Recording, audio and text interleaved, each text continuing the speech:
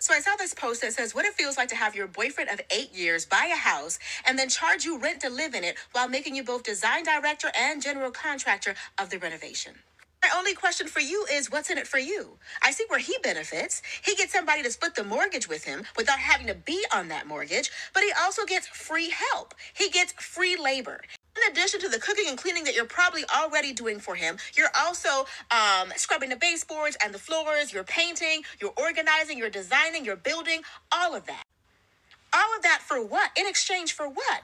This is literally what it looks like to be a Barbara the Builder, where you are in here helping a man get himself established, get himself on his feet, but there's no guarantee that you'll be reaping any of those benefits. Boyfriend has literally become your landlord. Like, what happens when you're late with the rent? All too often, we do these things to prove to a man what kind of wife we'll be, but that doesn't mean that man will necessarily see a wife in you. To me, it would be weird to not help. Just like a friend helping out. People are going to have a problem with the fact that I just referred to myself as a friend. But I am my boyfriend's friend. If my boyfriend dumped me tomorrow, like, yes, the gains in the house would be his, but I can live with that.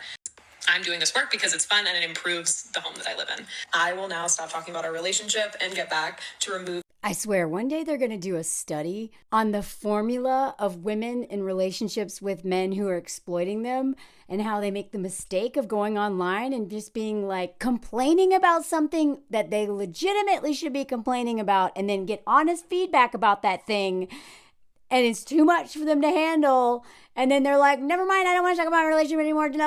It happens every time. Now, a lot of times it is literally rage bait. So you have to be very careful when you engage with those. A lot of couples are literally doing this to make a money off of exploiting the trauma and exploitation of women in marriages with men like that, which is so common. And they make these videos literally to make money.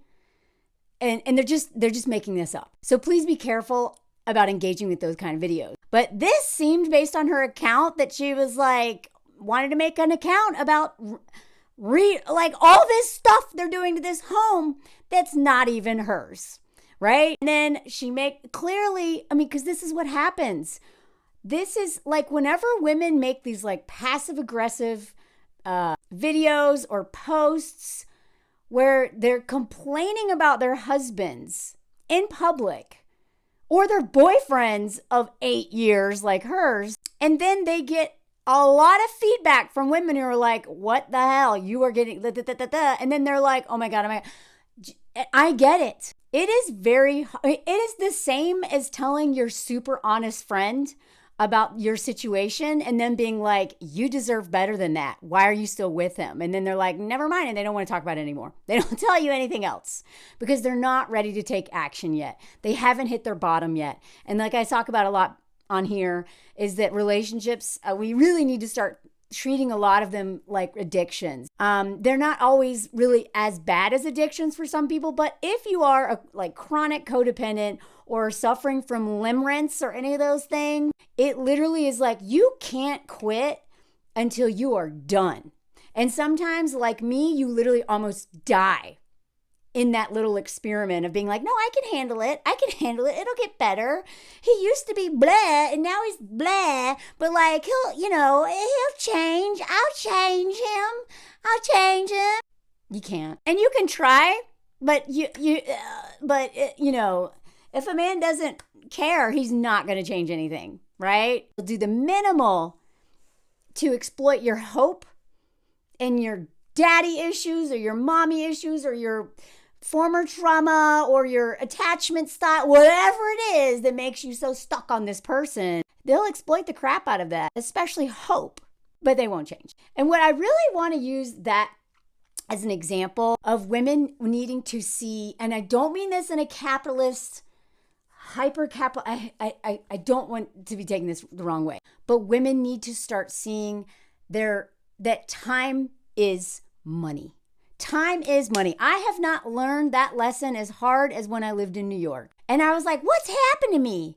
I'm too obsessed with time. And I do think that, that's a problem is that, in hyper-capitalist consumer societies, time, like we look at it in the wrong way, right?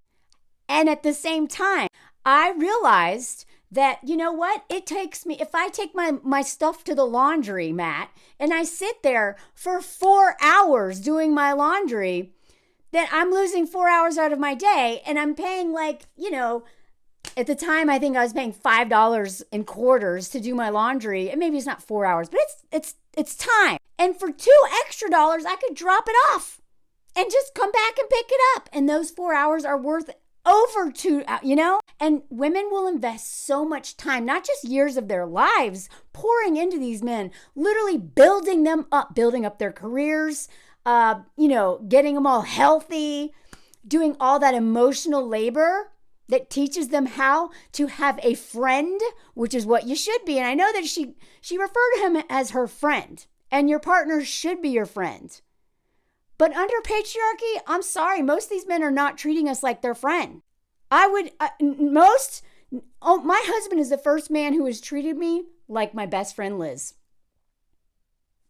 Just like my best friend Liz, with the same amount of respect, who sees me, understands me, listens to me, cares about me, pours into me, nurtures me, all those things that my best friend Liz does, that's what Anthony does, if not even more. Because, Liz and I haven't lived in the same town in forever, so it's all over the phone. But in terms of, the emotional labor, the caring, the thoughtfulness, right? How many women can say that their husbands treat them as well as and care for them as much as and that everything is equal in terms of like seeing them as equal and time spent?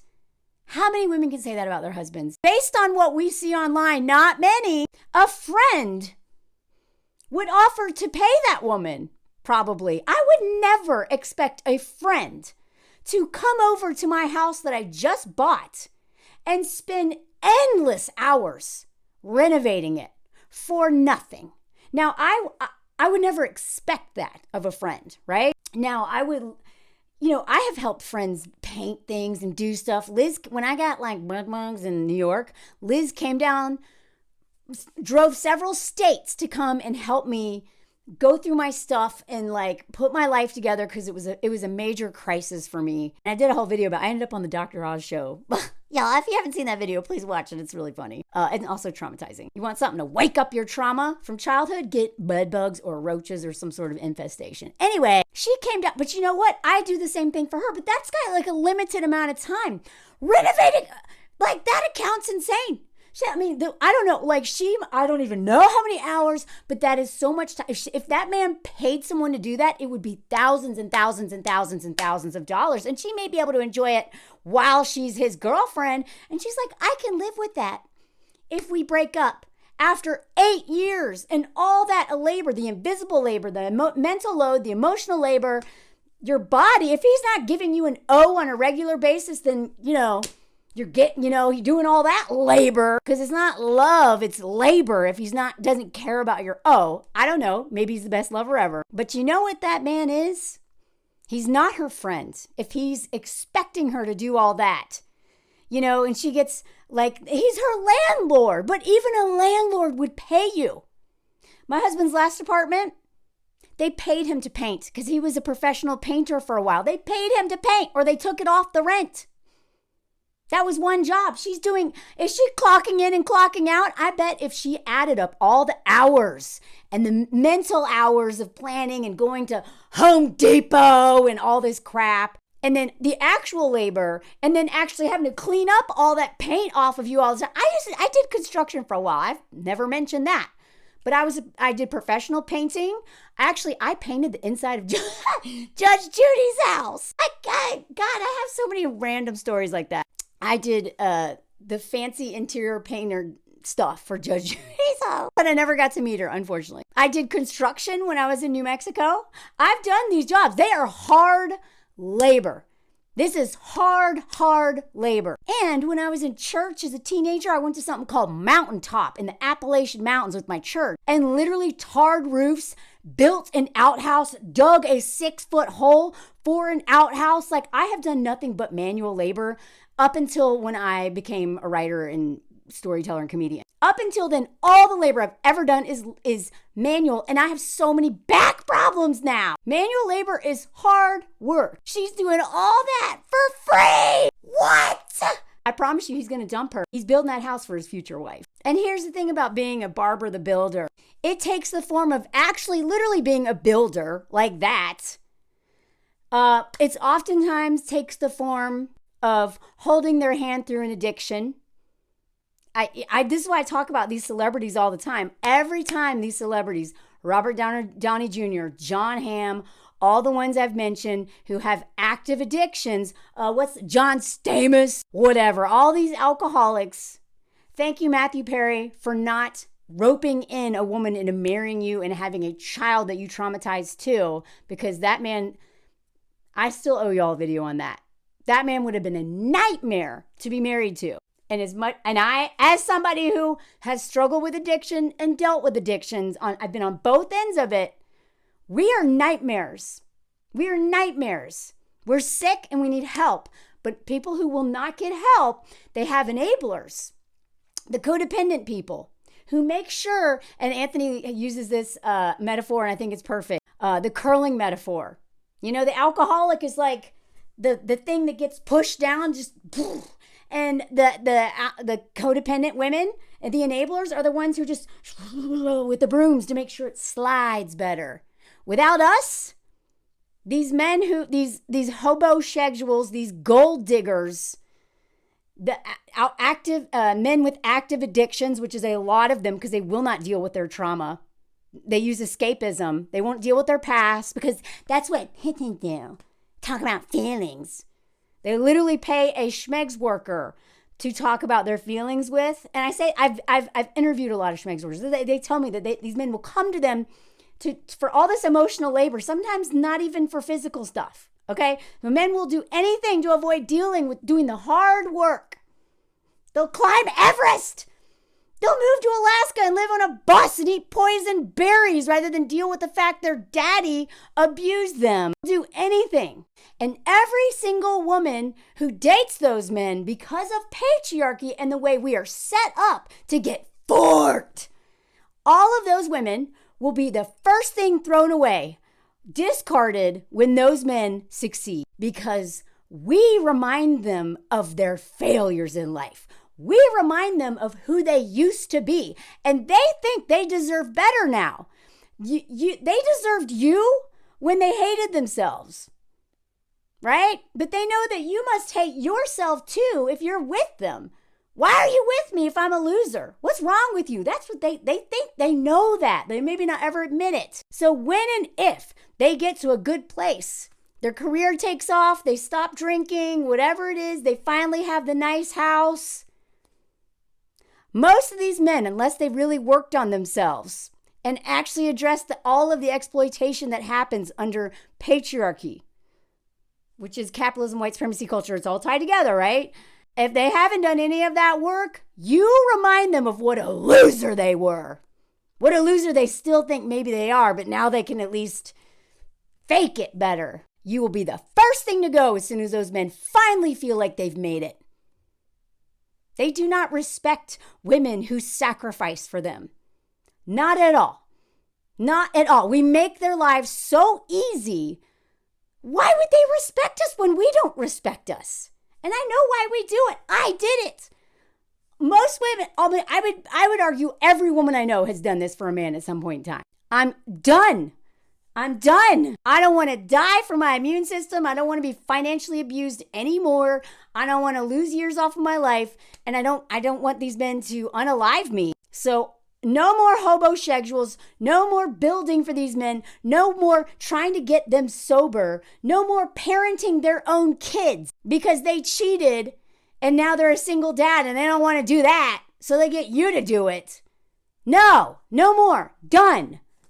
Decentering men, literally stop enabling these. If we just stop enabling these men, that is a huge revolutionary act because it will have a ripple effect. If you won't enable them, they'll look for another woman. And if she won't enable them, they'll look for another one. Then they'll go back to mom. And if mom has done the work on herself and was so tired of being exploited from her husband, she'll be like, sorry, you can't live here. And then when they have nowhere else to go, maybe they'll look in the mirror and look at themselves and think, there's nowhere else to run.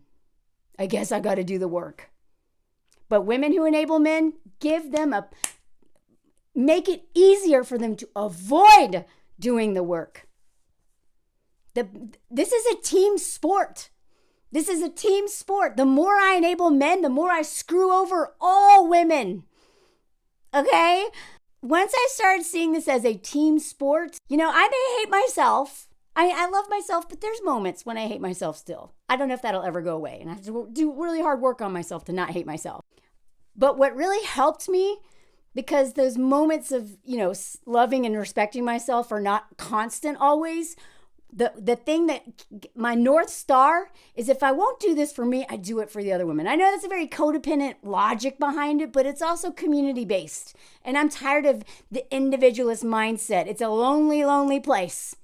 As someone who grew up very, in line with that and then became an extreme version of it as a lone wolf, toxically masculine feminist living in her truck by herself and like this, right? It's not a fun place to be. So I want to be part of a community that is growing and learning and changing together. So I don't love myself enough to say no to that guy. I can't tell you how many times I have stood up to men because I don't want these men exploiting another woman. It's a real, I don't know if that's healthy or not, but it's really helped me. It's given me that courage. I won't stand up for myself, but I'll stand up for someone I love, or I'll stand up for like younger Melanie or my nieces coming up behind me. I want a better world for them, right? This is a team sport. It's a team sport. And the longer we enable men to get away with so much and do nothing and not respect us and just benefit and benefit and benefit off of us, the longer we let them do that, the farther away any real change or freedom is going to be. No more bar brother builders. Say no to helping them. Blah.